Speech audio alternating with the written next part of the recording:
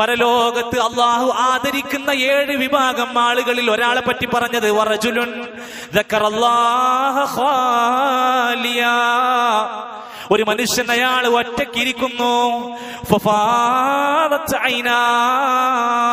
എന്നിട്ട് അദ്ദേഹം അള്ളാഹനെ ഓർത്തുകൊണ്ട് കണ്ണീര് പൊഴിക്കുന്നു.